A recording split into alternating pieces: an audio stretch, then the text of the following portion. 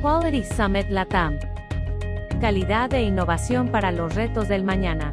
Del martes 22 al viernes 25 de junio. Un espacio para conectar, compartir e inspirarse. Con las últimas tendencias en calidad de software. ¿Qué encontrarás en el evento? Networking con una comunidad global de talento. Charlas. Workshops. Contenido on demand. Booths virtuales. Oportunidades para unirte a la industria digital. No te lo pierdas.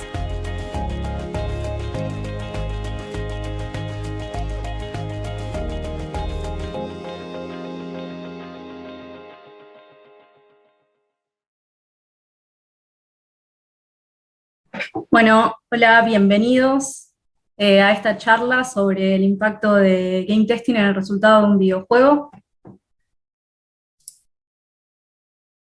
Mi nombre es Sabrina Rivero. Hace 10 años que trabajo en la industria de los videojuegos. Empecé como level designer y game designer, y los siguientes 8 años me especialicé en game testing. Actualmente soy referente de la práctica de game testing en Globant, QA Manager para videojuegos AAA en Globant también. De hecho, tenemos un equipo enorme de game testers, del que estoy muy orgulloso. Así que si están mirando, hola.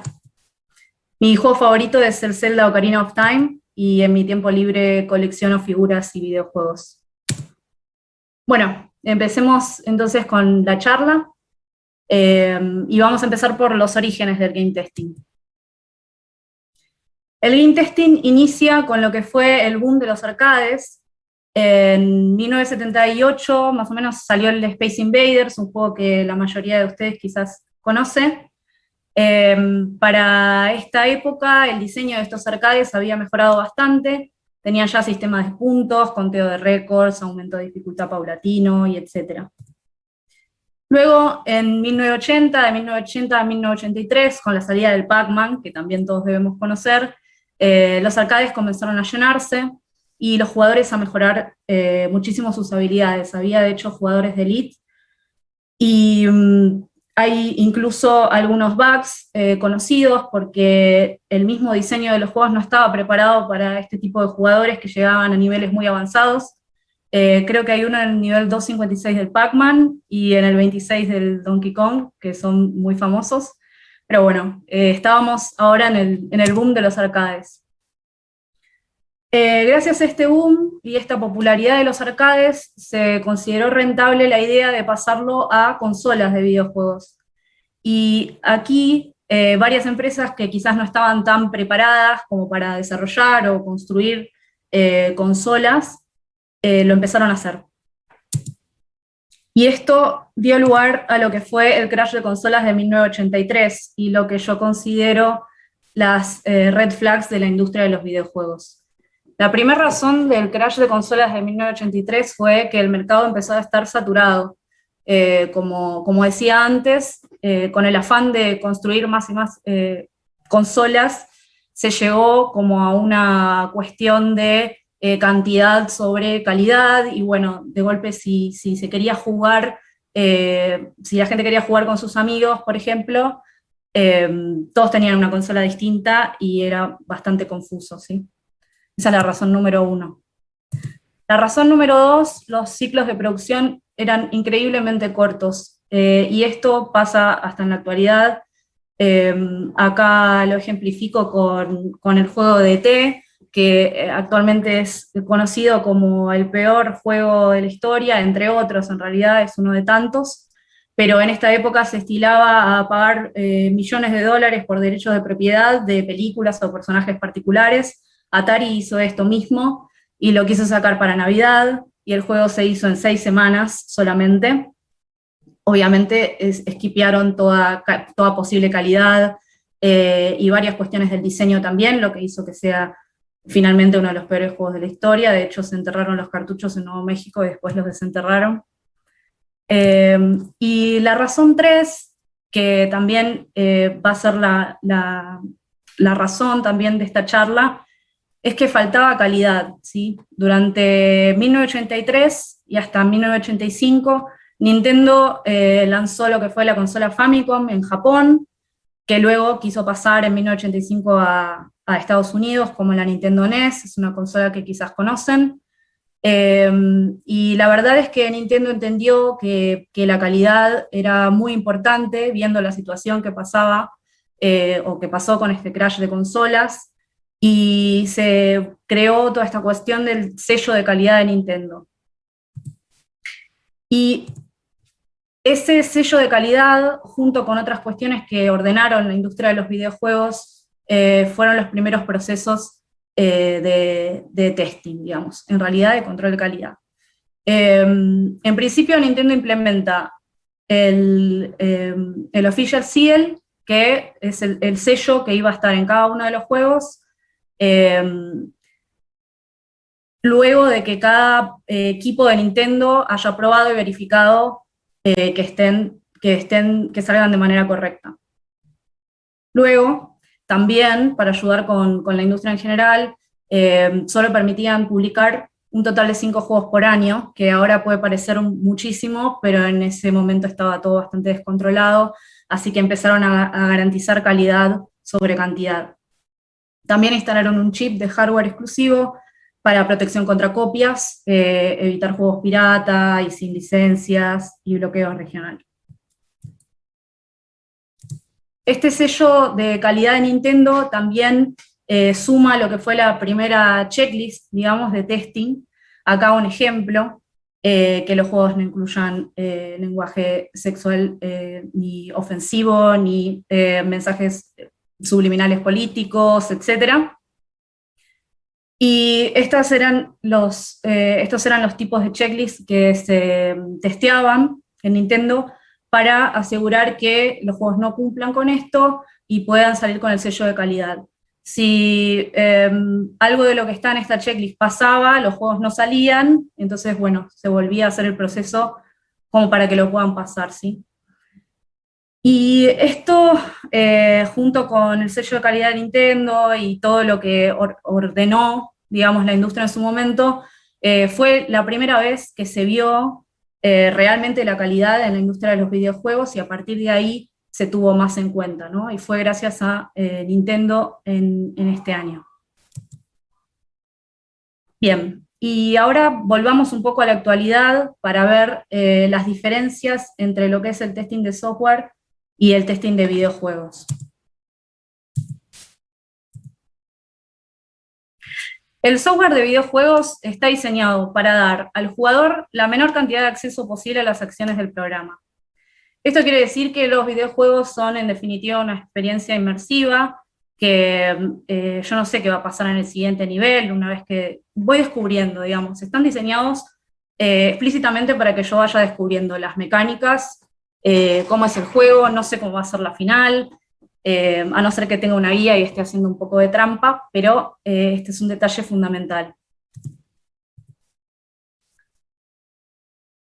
Por el contrario, algunas aplicaciones de software, en su mayoría, digamos, están diseñadas para brindar al usuario el mayor acceso posible a las funciones del programa. Esto quiere decir que yo, por ejemplo, esta aplicación bancaria, tengo la necesidad de hacer, no sé, alguna transferencia, ver el estado de mi cuenta, o no sé, Google Maps, llegar a X lugar, buscar dónde está, tener referencias, etcétera. La idea de ayudar con esa necesidad concreta, y va a ser todo mucho más intuitivo y más explícito, y voy a tener, digamos, las funciones ahí para directamente accionarlas, ¿no? Entonces, el software de videojuegos, o los videojuegos en sí, no son solo software, son una experiencia inmersiva, ¿sí? Una experiencia que descubro, una experiencia que tengo que interpretar, y bueno, eso hago, ¿no? Es entretenimiento también. Entonces, la misma experiencia debería ser entretenida, debería estar bien equilibrada. Si el juego es muy difícil o muy fácil, ya no va a resultar, digamos, atractivo. Lo mismo sucede con que sea divertido, ¿sí? Y no por chistes explícitos, sino porque es literalmente entretenimiento, ¿no? Y están diseñados para ser impredecibles. Esto quiere decir que bueno, más que nada en los juegos que voy a mostrar durante toda la presentación, pero los eventos no suelen funcionar de la misma manera dos veces, ¿sí? Y a esto le agregamos una inteligencia artificial, no solo del personaje que yo voy a estar controlando, por supuesto, sino de los enemigos, por ejemplo, o cómo reaccionan el resto de los personajes a mi personaje, cómo reaccionan las inteligencias artificiales entre sí, instinto de caza, cómo se mueven, si tienen algún obstáculo que pasa, bueno, un montón de cuestiones que conviven con los videojuegos. Y vamos a hablar ahora del scope de game testing. Esto en realidad es bastante más largo, pero ya nos vamos a volver a encontrar en otra charla, seguro. Y el scope de game testing no es más que mencionarle algunos aspectos o componentes de un videojuego. Primero los géneros, ¿no? Según la jugabilidad, hay diferentes géneros de videojuegos, por supuesto. Pelea, aventura, RPG, de rol, primera persona, etc. Esto va a ser clave para abordar la estrategia de testing, ¿no? Tienen diferentes maneras de abordarlo. Dentro de lo que es el diseño de videojuegos, tenemos lo que es gameplay, las mecánicas, cómo son los modos de juego, cómo es la progresión, directamente cómo son los controles. Los equipos de testing se encargan, por supuesto, también de controlar esto, que en general lo plasman los diseñadores. Fan factor, y como decía antes, los juegos son entretenimiento, así que más allá de chistes, que en general también pasa, tienen que ser entretenidos y los equipos de testing pueden dar su input en si lo que pensó que podría llegar a ser entretenido de diseño se está plasmando bien en el resultado, ¿no? Balance también, que lo mencioné antes. Los juegos tienen que estar bien balanceados, no solo las dificultades y si es muy fácil que tenga coherencia y que sea muy fácil y no demasiado difícil, sino también los personajes que voy a usar, los diferentes niveles, las armas. No puede ser que haga muchísimo más daño con un cuchillo que con una escopeta, etcétera, ¿no? Después también está el aspecto del diseño de niveles, o diseñar niveles o mundos enteros, ¿no? Los videojuegos no se hacen de un día para el otro, y la verdad es que tenemos que tener en cuenta que durante mucho tiempo quizás en desarrollo vamos a ver solamente cubos y va a ir tomando forma, de hecho va a cambiar muchas veces cómo se va a plasmar este nuevo nivel o estos niveles distintos, así que esto es algo a tener en cuenta. Gráficos, clave, no solo 3D, acá hay un ejemplo de una falta de colisión en un modelo 3D, sino que también 2D, 2.5D, todo tipo de gráficos que puedan intervenir en el juego. Obviamente como testers los tenemos que saber identificar, por eso los tenemos que conocer para poder nombrarlos, ¿no? UI, la experiencia o cómo recibimos el feedback visual, por supuesto que también lo podemos testear y es un componente más del juego. También UX, la experiencia de usuario, cómo es la distribución de pantallas, si es intuitivo, si es frustrante o no. También backend, los servicios de un videojuego también se pueden testear, por supuesto, con diferentes herramientas, que son todo lo que no vemos, lo que subyace, y genera las conexiones entre lo que es la parte de frontend. Y finalmente, inteligencia artificial, para volver a mencionarlo, ya que está tomando muchísimo protagonismo y es importante. Que también esta inteligencia artificial imita el comportamiento humano, si tiene algún instinto de supervivencia, cómo reacciona a otras AIs, cómo reacciona a nosotros como personajes, cómo se mueve, etc. Bien, y ahora vamos a hablar un poco de qué es ser game tester, qué es el rol y cuáles son sus responsabilidades. Bien, vamos a ir por puntos y este es el punto más tradicional, si se quiere. Un game tester es la primera línea de defensa de un proyecto de videojuegos. Esto quiere decir que vamos a, por supuesto, testear, identificar defectos mientras testeamos, ampliarlos. Esto quiere decir que lo vamos a tener que repetir o comprender de manera tal que los podamos notificar, o sea, reportar.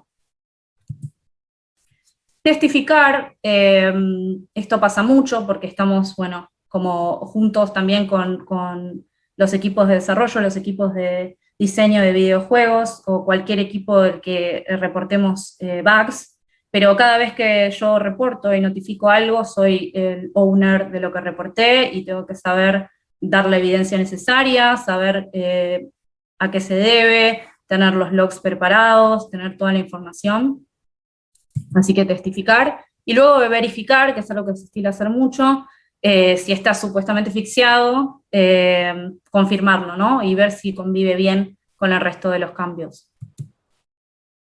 Bien, además, y acá empezamos con toda la información que por ahí no es tan común, tenemos la posibilidad de crear las estrategias de testing del proyecto, ¿sí? Y esto se hace en preproducción, que es el proceso, el momento más creativo, digamos, de la línea temporal de un videojuego, donde se hacen el brief creativo, que es a muy alto nivel, pensar, digamos, sin límites cómo podría ser el juego. Luego eso obviamente se estima y se recorta un poco para hacerlo un poco más bajado a la realidad, y es el brief o el documento, digamos, de modos de juego, de features, que es muy similar a un Game Design Document. Todo esto lo hacen los diseñadores, y en base a estos documentos de diseño es que se crea el brief técnico por parte de los líderes técnicos de desarrollo, y nosotros hacemos el brief de testing, que es básicamente plantear la estrategia, es similar a un test plan, estimamos tiempos, recursos, tecnología, scope, si vamos a necesitar herramientas particulares, automatización, etc. Esto es bastante importante también. Nosotros como Game Testers podemos definir los ratings y grados de calidad y también testear en base a ellos. ¿Qué quiere decir? Vamos con los ratings. Los ratings quieren decir lo siguiente. Un juego no se hace de un día para el otro y es muy probable que necesitemos un contexto para empezar a reportar defectos. Esto pasa porque si yo estoy testeando un cubo gris porque recién empezamos, no puedo empezar a reportar, no sé, 200, 300 bugs hasta llevarlo al juego final, ¿no? Hay un proceso, hay un proyecto, un ciclo, y nosotros necesitamos del contexto de diferentes ratings que nosotros junto con otros líderes definimos para poder vaguear de manera correcta. Si yo tengo un cubo, por ahí puedo decir que el rating es un rating 2, es un first look, y lo único que voy a ver de ese cubo es que exista, y voy a reportar solamente defectos críticos, es decir, si no lo puedo ver porque el juego crashea o similar, y nada más. Entonces ahí tengo mi contexto. Si a ese cubo le agrego funcionalidad, es decir, no sé, una scroll bar, un efecto visual, un salto, que se mueva o lo que sea, y yo sé que es número 3 funcional, ahí puedo ver que esté el cubo, que no haya ningún defecto crítico, y además que tenga la scroll bar o este agregado de funcionalidad, y poder testear la funcionalidad, y nada más, y así sucesivamente. Eso en relación a los ratings. En relación a los grados, que también participamos junto con los equipos de producción y diseño de videojuegos, estos grados responden a preguntas como: ¿es divertido el juego? ¿Es muy difícil? ¿Es muy fácil? ¿Cuál es nuestra sensación, ¿no? Haciendo diferentes checklists o listas de checks. Y lo principal acá es que, bueno, estos grados se van moviendo, ¿no? Puede estar muy bien o no tanto, y se van tuiteando los cambios, generalmente relacionados con el balance, por ahí está súper difícil, o por ahí no está siendo tan divertido, o lo que sea. En estos casos, por ahí se hacen sesiones de playtesting con ojos nuevos, otra gente que no esté, digamos, siempre viendo el juego, y se analiza cómo lo toman. Y también comparamos el juego con los juegos competencia, por supuesto. No sé si las settings son igual de intuitivas que, no sé, en el FIFA, Ultimate Team, en Such. ¿Qué más? Referentes de tecnologías y herramientas para soporte de la cobertura de game testing. Esto quiere decir que si yo, por ejemplo, tengo que testear un color en el nivel 125, no voy a hacer desde el nivel 1 al 125 porque sería demasiado malo hacer eso. Entonces acá se implementan lo que son las opciones debug. Nos ayudan a probar y forzar lo que queramos probar de manera aislada o directamente llegar a ese nivel y ver el color. Y existen las rooms dentro del juego o por alguna opción debug dentro de lo que es las diferentes variables de la build. Podemos estar en una room donde de manera aislada probamos el tal efecto visual, tal movimiento, etc. También existen los menús o dev menus de debug, que en general los hacen los desarrolladores para ayudarnos con esto que comentaba. Hay miles de cosas que podemos forzar o esquipear, y directamente estamos viendo lo que hay que testear y no necesitamos llegar muy adelante en el videojuego, ¿no? O a mano. Y también hay algunos comandos debug que nos permiten printear información en los logs de código, ¿no? Si yo quiero ver cuántos atributos o no sé, qué nivel particular estoy buscando testear o lo que sea, puedo usar alguna variable debug para que me lo printe en lo que yo voy a estar viendo en el log de código del juego. Y además, nosotros podemos diseñar herramientas para que también nos ayuden a hacer este tipo de testing. Por ahí, no sé, queremos ver una carta particular, estamos testeando algún juego de cartas, y en lugar de ir pack por pack para ver si tengo la carta, podemos hablar con algún desarrollador de hacer una tool donde las podamos ver directo y así ver los cambios, etc. Y las tools generalmente se hacen request cuando estamos armando la estrategia de testing. Maestría en plataformas y consolas de desarrollo. Cada plataforma que nosotros vamos a usar para testear videojuegos va a tener tareas diferentes, software diferente, tipo de cobertura diferente, y es muy probable que tengan bugs específicos de la plataforma. Con lo cual, nos podemos especializar en una plataforma. Yo puedo ser un game tester especializado en Xbox, por ejemplo, porque bueno, tuve muchas tareas en Xbox y le tomé la mano a lo que es la consola. Y otro dato es que no usamos consolas hogareñas, porque como hablaba antes de logs y etcétera, necesitamos poder ver las versiones del juego, las builds y los outputs y todo.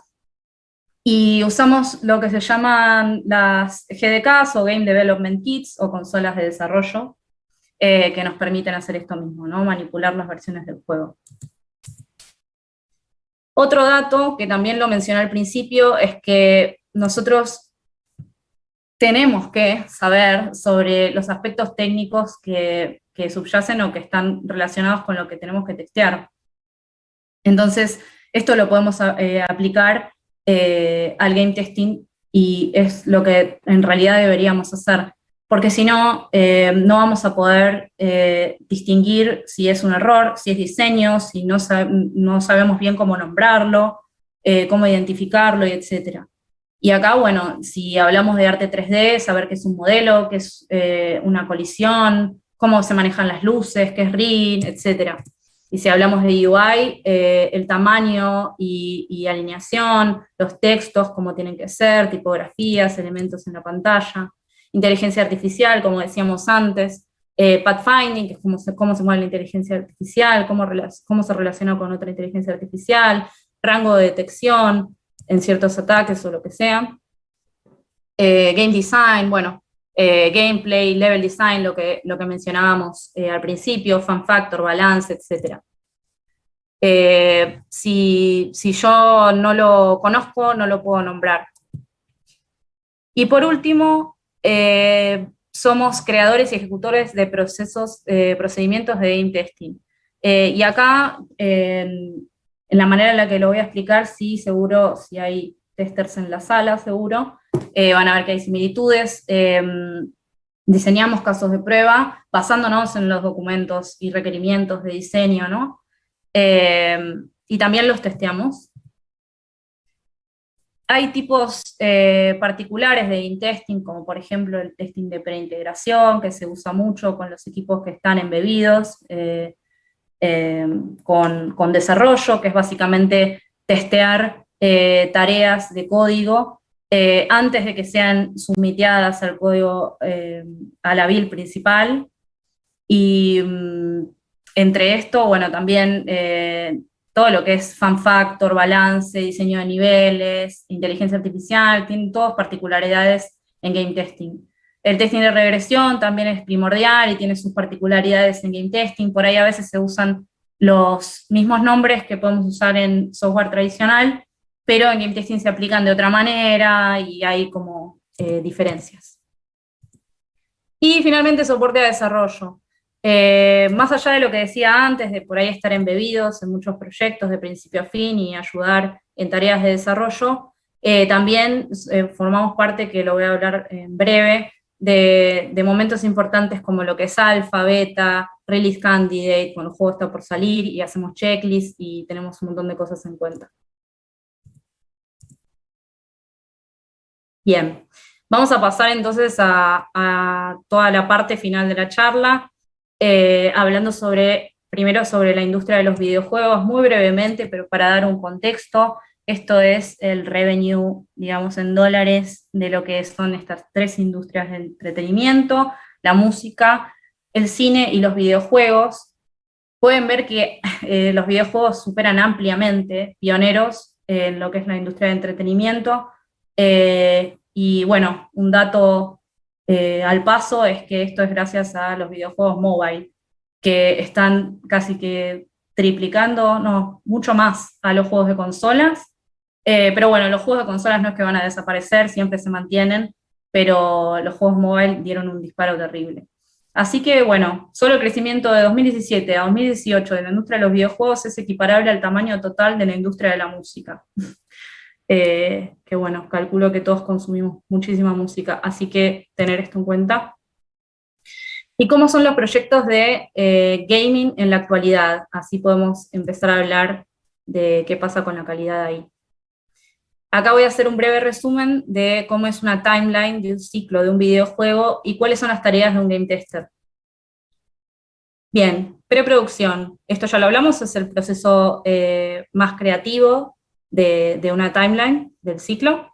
Ahí solemos tener meetings de planning, hacer las estrategias de testing. Si vamos a compartir código con algún juego anterior, por ahí podemos testear tareas de cleanup de desarrollo, escribir documentación.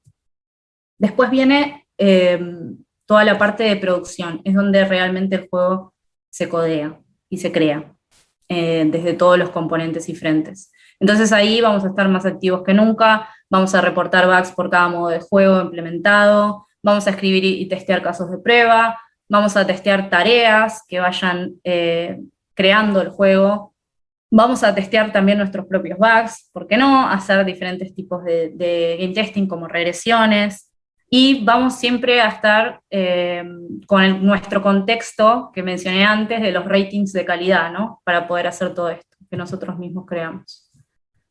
Luego viene alfa, donde nos vamos a asegurar que el juego esté testeable, no libre de bugs, y ahí vamos a empezar a correr ciertos checklists o testear. Cuando termina producción, comienza la etapa de finaling, donde el contenido se empieza a cerrar. Por ejemplo, se cierra el contenido de audio y arte, no hay más placeholders, y ahí vamos a empezar a tener una actitud de encontrar 0 bugs nuevos. De hecho, hay veces que nos demoramos porque seguimos encontrando, entonces vamos a empezar a seguir testeando hasta encontrar 0 bugs. Luego viene beta, que es la versión de modos de juego y assets completa. Ahí nos vamos a enfocar con nuevas checklists a testear que no identifiquemos defectos críticos. Para luego finalmente llegar y mantener esta cantidad de bugs 0, pero algo a tener en cuenta es que para esta altura no es que vamos a tener 0 bugs.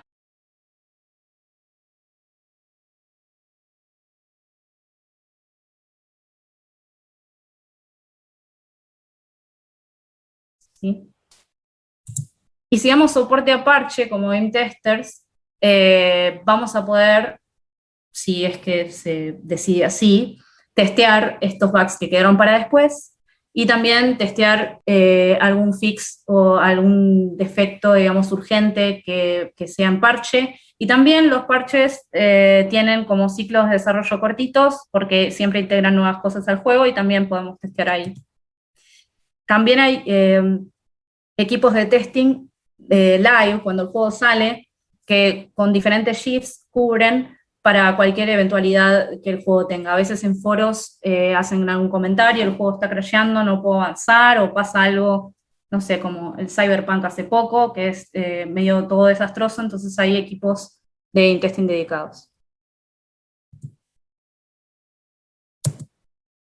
También en un proyecto, como decía antes, y acá lo abordo un poco más, podemos tener diferentes equipos de game testers por cada componente de un juego, porque bueno, no es, igual acá estamos hablando de juegos que llegan a millones, ¿no? Juegos que tienen muchos años de desarrollo, y etcétera.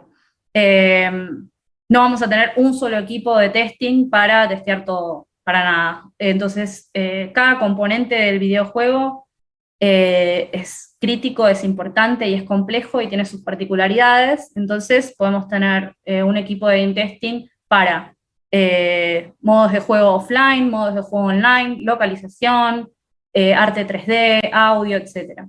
Y también, como decía antes, podemos tener equipos de testing especializados en plataformas. Equipos de testing de PlayStation 4 o Next Gen, PlayStation 5, y etc. ¿Y por qué es importante el game testing? Acá hacer como un resumen, porque implícitamente ya lo charlamos en realidad, pero un resumen del criterio del game tester y por qué es necesario que estemos, digamos, en un proyecto. Y acá hay como dos aristas, es como medio dual el criterio del game testing. La primera es que el código funcione, y en realidad es una manera de resumirlo, porque como dijimos hay un montón de componentes. Pero la primera es más técnica, está relacionada con tareas, está relacionada con bugs, está relacionada con lo técnico y con que el juego esté lo más libre de defectos posible. Y la segunda es si el juego se siente bien. Y esto no significa que esto no requiere habilidades técnicas, porque la verdad es que hay un montón de approaches para ver esto, ¿sí? Pero si el juego no es divertido, la verdad es que el código puede estar perfecto, pero si la experiencia no funciona, no significa nada, ¿sí? Entonces, por eso es importante tener game testers cerca. Bien, ¿y qué hace que un videojuego sea de calidad? Y acá también súper resumido, porque en realidad hay un montón de factores, ¿no? Pero vamos a ver algunos. La calidad de la historia, por ejemplo, y si no tiene historia, porque hay un montón de juegos que no tienen historia, la calidad de la acción, digamos, el Doom, por ejemplo. Cómo es la idea, si es innovadora, si llama la atención, si es catchy. Calidad de las mecánicas de un juego, que las mecánicas sean buenas, intuitivas, que no frustren, los controles, etc. La calidad del audio y los gráficos, esto también es clave. El estilo visual y la atracción general de arte también puede llegar a ser muy llamativo e importante. Las interfaces, que los controles sean intuitivos. La calidad de la experiencia de descarga, de carga, digamos, de niveles y actualización. Esto es muy importante y se debería dar mucho foco, porque a veces hay bugs que me hacen perder todo lo que gané hasta ahora en un juego y puede resultar muy frustrante, ¿sí? Vamos a ver entonces el impacto negativo por falta de foco en game testing, que es un poco el core de la charla. Y vamos a hablar de el ciclo vicioso de desarrollar juegos de baja calidad, que últimamente pasa bastante. Y esto empieza con objetivos de mercado agresivos. Todos o la mayoría de las personas están esperando cada vez más de las empresas pioneras, cada vez más de las sagas de videojuegos, y esto lleva a que tengamos objetivos de mercado súper agresivos a los que llegar. Entonces, esto hace que los objetivos de desarrollo también sean agresivos dentro de lo que es el ciclo de desarrollo. Los desarrolladores presionados van a tener que cumplir fechas, hay temas de costos, hay temas de scope, bueno, remontándonos a lo que pasaba con ET, tenemos que sacarlo en Navidad y todo empieza a colapsar, ¿no? Y ahí se compromete la calidad, y cuando se compromete la calidad podemos hablar de que no tenemos los equipos suficientes de testers, no tenemos testing hasta el final, no sé, los equipos de testing cubren solamente la mitad porque el resto es muy caro, bueno, etcétera. Se compromete, digamos, nuestra parte. Y sale un juego de inferior calidad al mercado. Al juego le va mal, y los stakeholders obligan al negocio a mejorar y vuelve la rueda.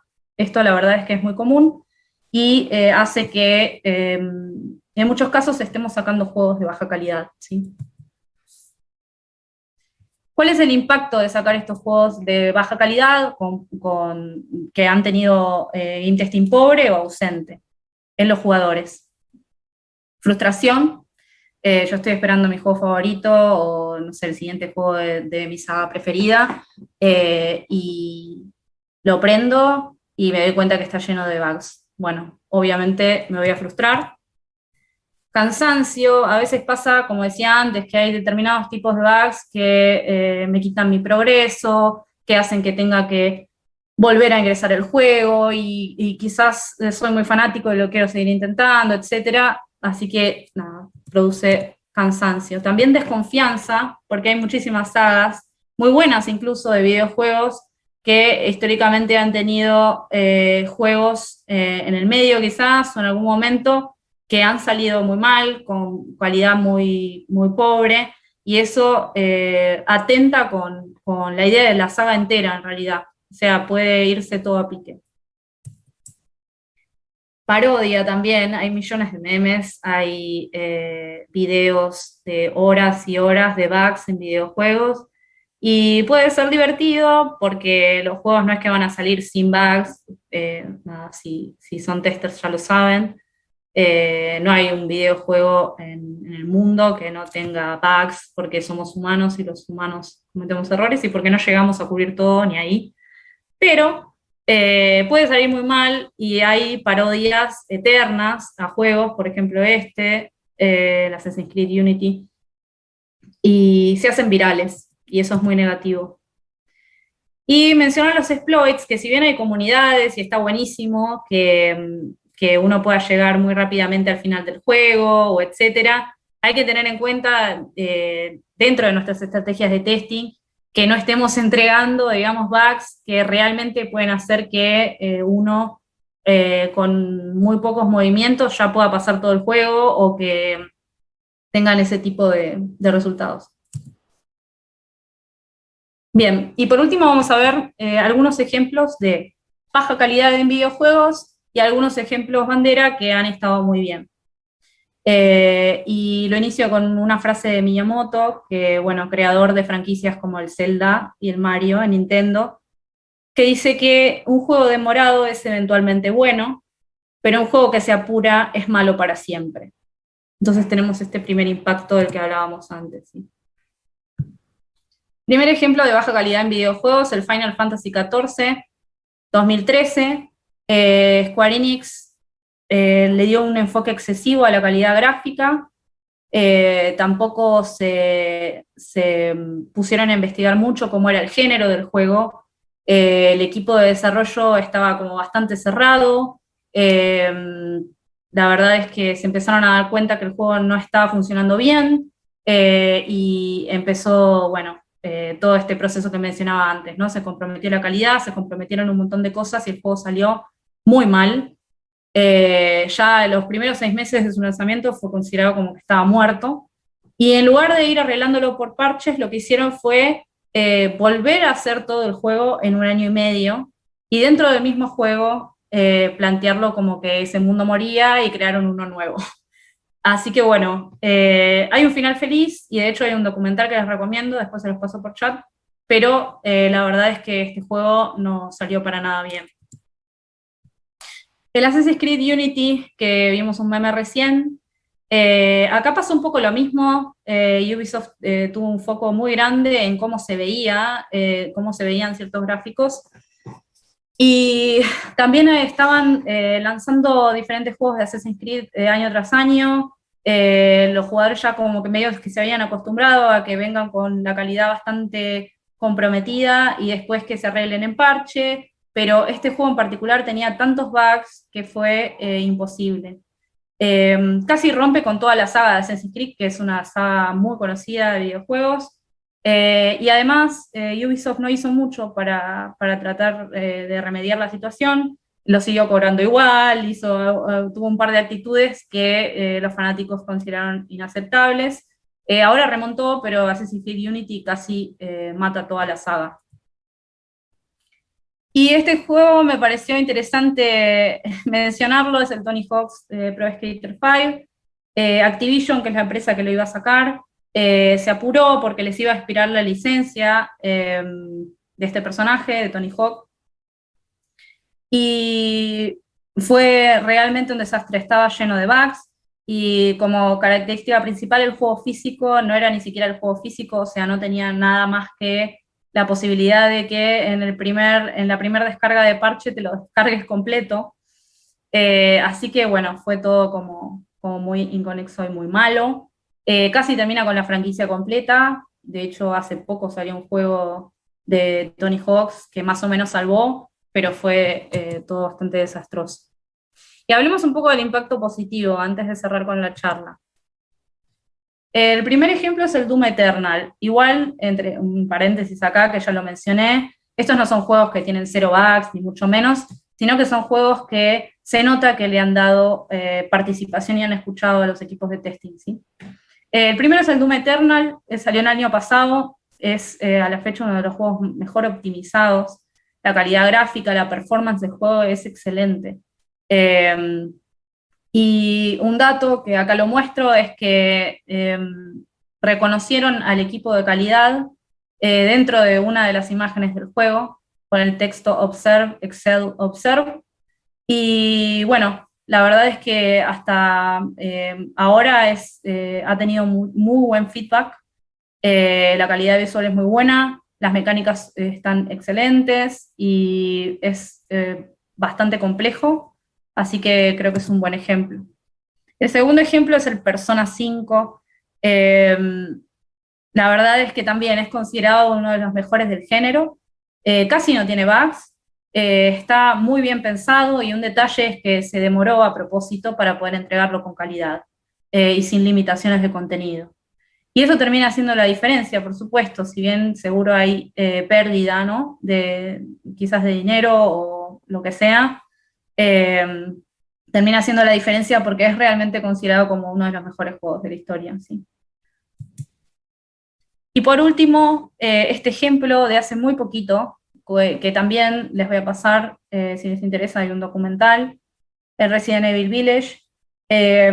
Lo que pasó acá fue muy interesante, avanzado el ciclo de desarrollo, hicieron algunas sesiones de playtesting y se dieron cuenta que el combate estaba funcionando muy mal, que estaba mal balanceado y que el juego no se sentía bien para nada. Pasaron este feedback al equipo de testing y el equipo de testing confirmó, se hicieron los chequeos necesarios, se dio este feedback y bueno, claro, el equipo de testing tuvo que enfrentarse a un equipo de desarrollo que ya estaba en las últimas del ciclo, que ya decía, bueno, lo vamos a sacar igual, y etcétera. Y plantarse y decir, este juego así no funciona. Y eso me parece muy positivo porque los escucharon, lo repararon y el juego salió con los cambios necesarios, ¿sí? Y ya terminamos la charla, pero una conclusión, pequeña conclusión final, que se las leo. QA y un equipo que trabaja en estrecha colaboración con QA, escuchando sus preocupaciones y soluciones sugeridas, hace la diferencia entre una obra maestra y un juego olvidable. Y eso ha sido todo, muchísimas gracias.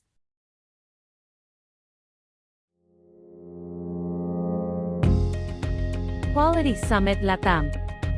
Calidad e innovación para los retos del mañana. Muchas gracias por ser parte de nuestro evento. Te esperamos en futuras ediciones.